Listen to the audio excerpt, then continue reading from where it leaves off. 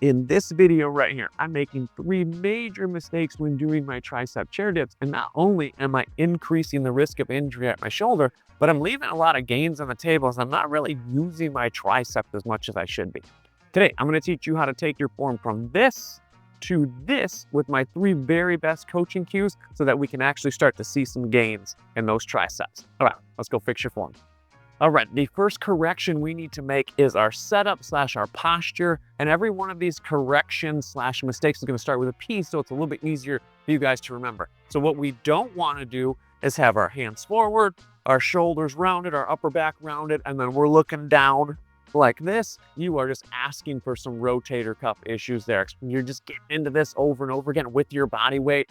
Stop doing that. That is absolutely going to jack up your shoulders. We want to literally do the opposite of that. So I want you to put your hands to the side of the chair. I want you to think you're pinching a pencil between your shoulder blades. So get those nice and tight, and then have your chest up and out and look forward or look up a little bit as you're doing your dips. Again, stop looking down. When you start looking down, especially at the end of the set, you're going to lose all of that posture. You're going to round these shoulders forward. Again, the exact opposite of what we want to do. So hands to the side, grab that pencil between your shoulder blades, look forward, look up, and maintain that posture as we're going up and down into our dips.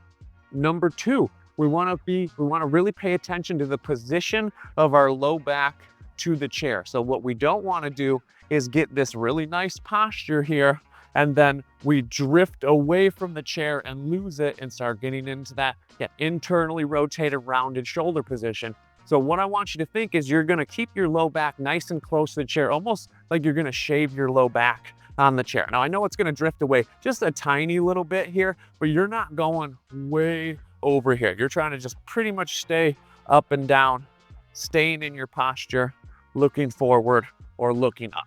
And doing just those 2 things is going to take care of about 95% of the issues I always see when coaching this exercise. And when I see people doing this in the gym or see people doing this online, it's just ugly. So we got 2 major things taken care of. The next thing I want to focus on, and just to be in the alliteration with P here, we're going to pause at the top.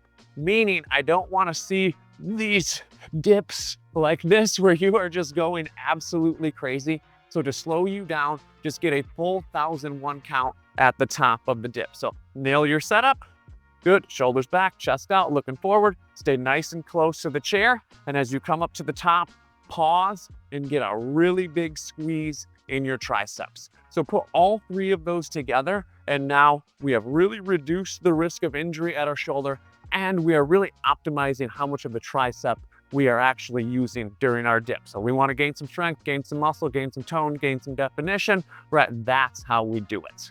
All right, if that was helpful, check out this video here where I go over another commonly butchered exercise in the Renegade row. But thanks for watching. I'll see you in the next video.